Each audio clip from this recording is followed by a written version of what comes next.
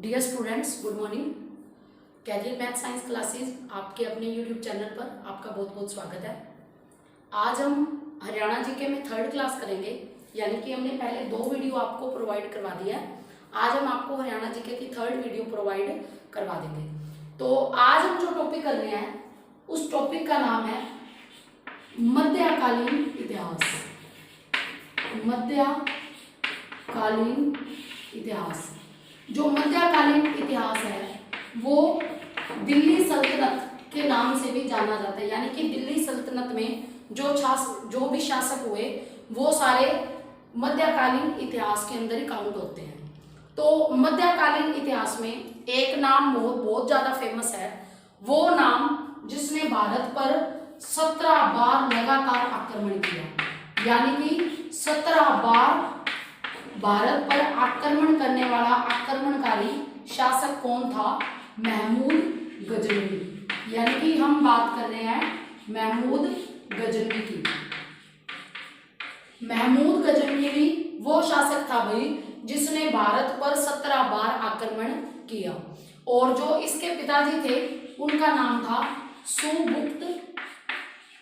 सुबुक्तगीन। यानी कि महमूद गजनी किसका बेटा था? सुबुक्तगीन का बेटा था ये, और इसने लगातार भारत पर आक्रमण किया। अब आक्रमण करने के पीछे क्या कारण था? क्यों लगातार ये आक्रमण कर रहा था? आपने इस्लाम धर्म के बारे में सुना होगा। इस्लाम धर्म में एक पद होता था, उस पद का नाम था खलीफा। खलीफा पोस्ट थी इस्लाम धर्म में। इसकी थोड़ी इनसाइड स्टोरी बता रही हूँ कि लगातार इतने आक्रमण किए, इसके पीछे कारण क्या था। इस्लाम धर्म में एक पद था, पोस्ट, जिसे सबसे उच्च माना जाता था, वो क्या था? खलीफा। यानी कि खलीफा कौन होता था? इस्लाम धर्म का राजनीतिक और धार्मिक गुरु कह सकते हैं हम, या लीडर कह सकते हैं। जो होता था वो कौन होता था? खलीफा। और भारत में जो पहला खलीफा बने उनका नाम था उमर। ये आप याद रख लेना, उनका नाम क्या था? उमर। जो पहले खलीफा बने क्या नाम था? उमर। ये बातें क्लियर? अब इस खलीफा का जो मेन उद्देश्य था, मेन एम था, वो यही था कि पूरे विश्व भर में हर जगह पे हमें इस्लाम धर्म का प्रचार करना है।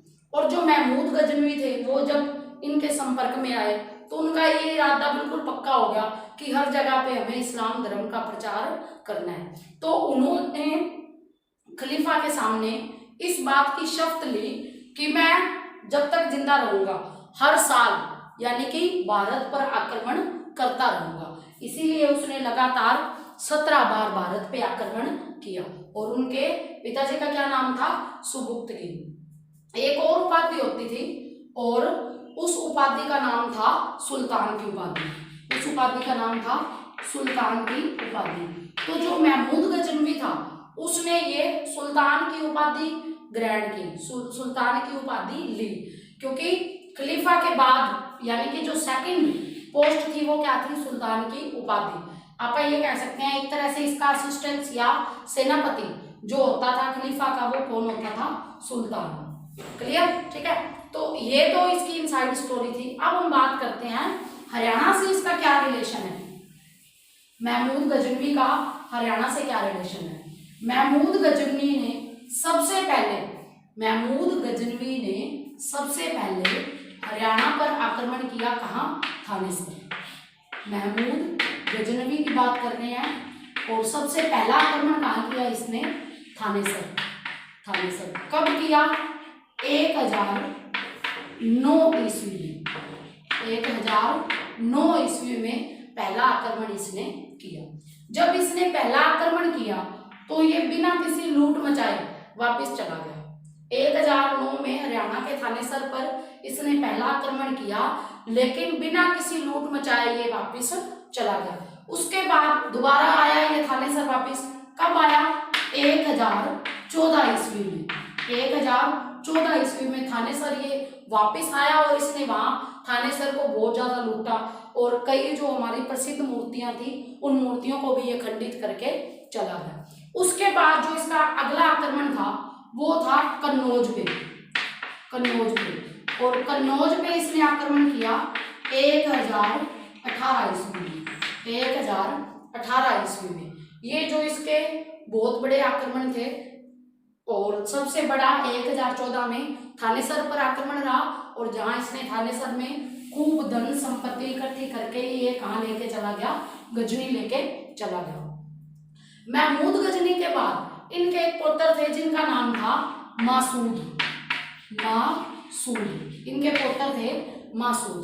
मासूद ने आक्रमण किया था, हरियाणा की बात कर रहे हैं हम, हरियाणा में। अब जो हांसी का नाम सुना होगा आपने, हांसी क्या भाई, अभी तहसील है हिसार की, हिसार बहुत बड़ा जिला है हरियाणा का, और उसकी तहसील है हांसी।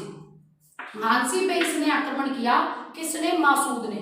कब किया, 1037 ईस्वी में, 1037 ईस्वी में इसने हांसी पर आक्रमण किया। और उस टाइम जो हांसी में तोमर शासक हुआ करते थे, तोमर शासक, और उनका नाम था कुमार पाल देव।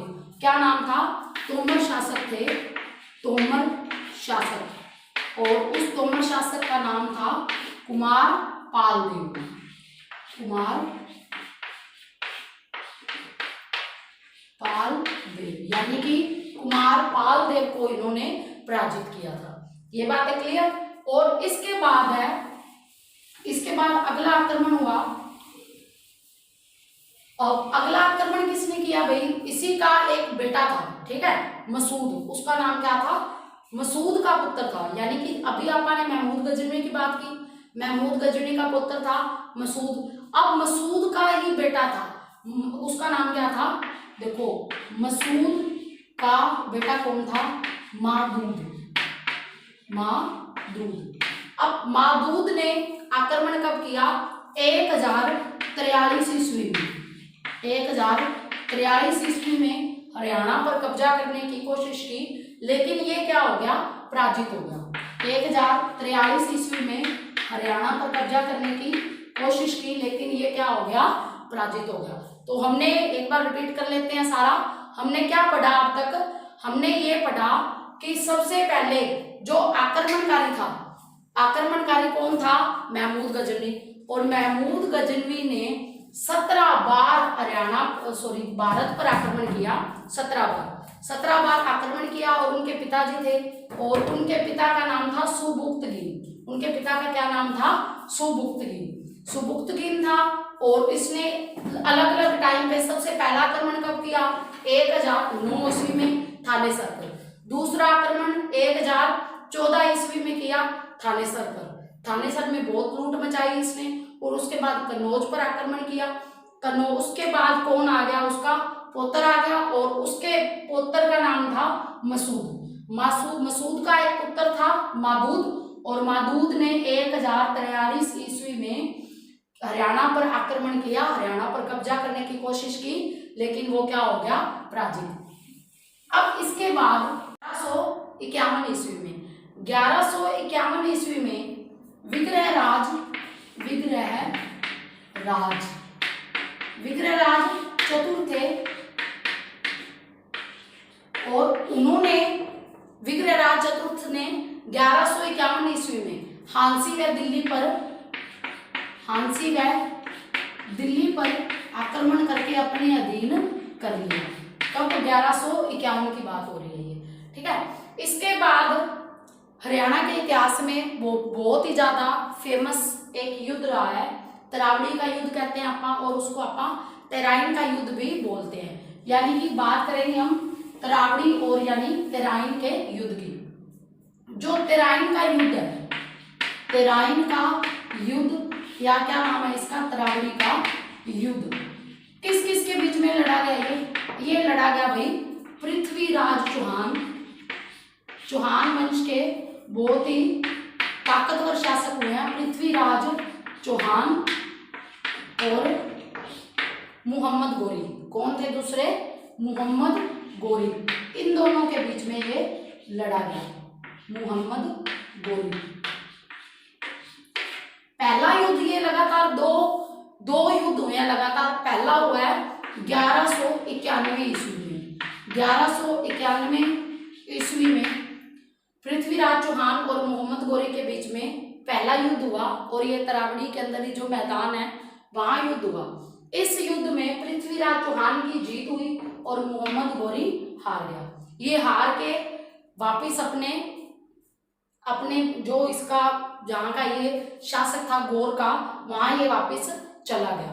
मोहम्मद गोरी वहां वापिस चला गया। फिर ये 1192 ईस्वी में लगातार 1 साल, यानी कि यहाँ से जब ये हार के चला गया तो लगातार ये 1 साल युद्ध का अभ्यास करता रहा, युद्ध की प्रैक्टिस अपनी सेना के साथ ये करता रहा। लेकिन इस बात का पृथ्वीराज चौहान को नहीं पता था कि वो प्रैक्टिस कर रहा है, युद्ध के लिए दोबारा तैयारी कर रहा है, जो भी डिटेल है उसको नहीं पता था। तो 1192 ईस्वी में ये वापिस आया और इसने पृथ्वीराज चौहान के साथ युद्ध का ऐलान किया। दोबारा पृथ्वीराज चौहान के साथ कब? 1192 ईस्वी में वापिस आया मोहम्मद गोरी और इसने युद्ध का ऐलान किया और इसने सोई हुई सेना पर, यानी कि पृथ्वीराज चौहान की सोई हुई सेना पर आक्रमण किया। और उसमें क्या है, पृथ्वीराज चौहान की सेना हार गई, पृथ्वीराज चौहान हार गया और युद्ध कौन जीत गया? मोहम्मद गोरी। युद्ध जीतने के बाद ये पृथ्वीराज चौहान को अपने साथ ले गया। अब ऐसा कहा जाता है कि पृथ्वीराज चौहान के एक दरबारी कवि हुआ करते थे, यानी कि पहले जो राजा होते थे, जो शासक होते थे, उनके दरबार में अलग अलग कवि होते थे। तो इनके एक दरबारी कवि थे जिनका नाम था चंद बरदाई। तो ये इनके पीछे गए थे वहां, जब मोहम्मद गोरी पृथ्वीराज चौहान को ले गया था तो ये उनके पीछे गए थे वहां। तो इन्होंने वहां जाके कहा कि जो पृथ्वीराज चौहान है वो शब्द भेदी बाण चला सकते हैं। तो इस बात को मोहम्मद गोरी ने नहीं माना, तो पृथ्वीराज चौहान को बुलाया गया दरबार में और इन्होंने एक चंद बरदाई के द्वारा, जो इनके दरबारी कवि थे, इनके द्वारा एक दोहा बोला गया।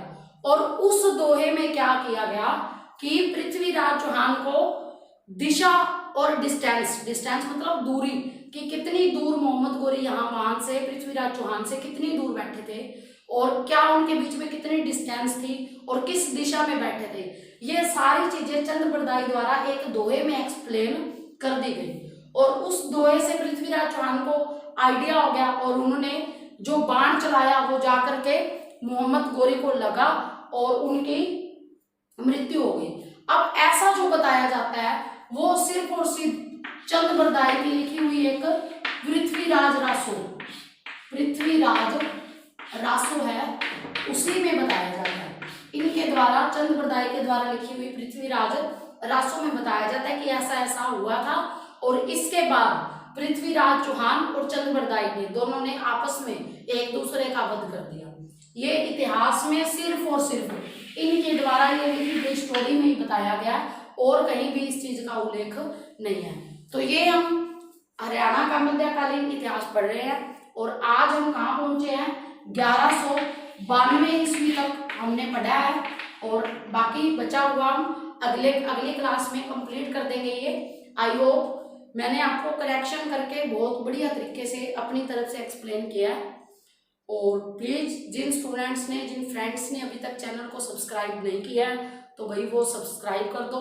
और अगर आपको वीडियो अच्छी लगती है तो वीडियो को लाइक करें और कोई प्रॉब्लम आती है तो कमेंट करके जरूर पूछें।